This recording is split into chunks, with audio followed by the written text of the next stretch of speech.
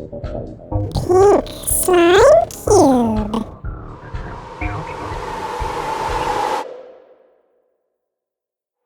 Pink Slime Cube proudly presents Cloning Around, written and narrated by Richard C. Morgan. The day had finally arrived. Lucy stood in line.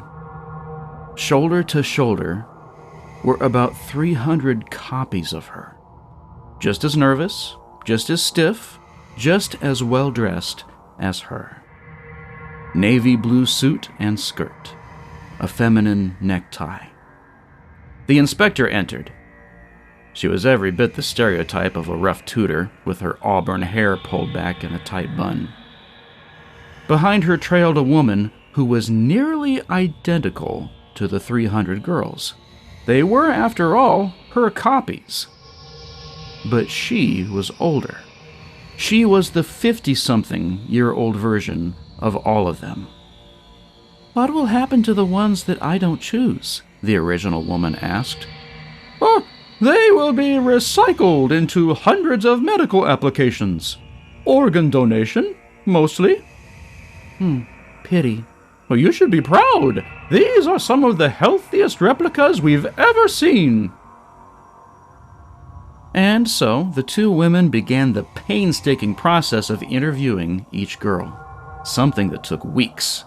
Then the girls were tested, both with paper and pencil, and track and field. Finally, there was only one who scored highest across all fields: intellect, sex appeal, physical fitness, learning aptitude, and a host of other rigorously tested and scrutinized areas. The older version drove the younger version of herself home.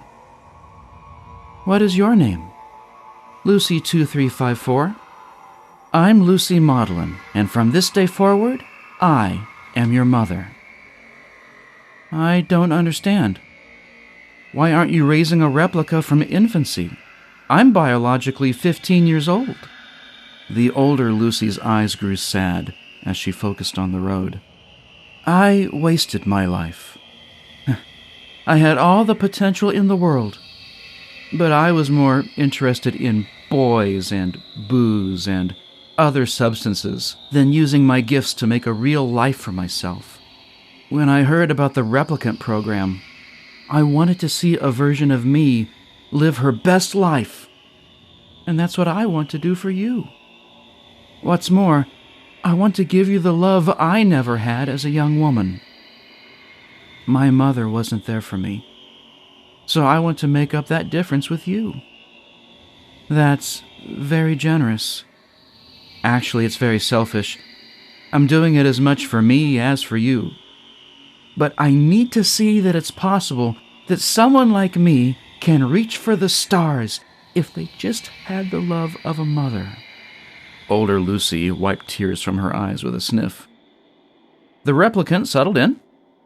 Lucy was living in her childhood home, a miserable but livable place she inherited after her mother's passing. She gave her old bedroom to the replicant. The first few months were promising.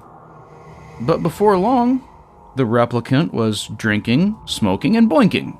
All the funds meant for college were drained. Lucy was furious and went back to the director of the replicant project. "What's the meaning of this? The best possible version of me is failing at life just like I did." "All the replicants were tested for their physical and mental fitness, but there were no tests for moral capacity. I don't even know if there's a way to gauge that sort of thing. It appears that you're just a bad person, Mrs. Maudlin." "I am not!" she said, and snapped the director's neck.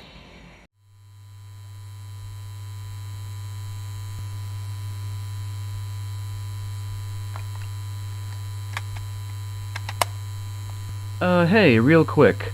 I am going to start branching out into true audio drama. Yeah, really. Even though it's just me, I'm gonna see how many different voices I can do in true audio drama format, that's minimal on narration. Interesting times ahead for Pink Slime Cube. So don't go anywhere. I mean, don't just stay with me, but tell your friends about this show.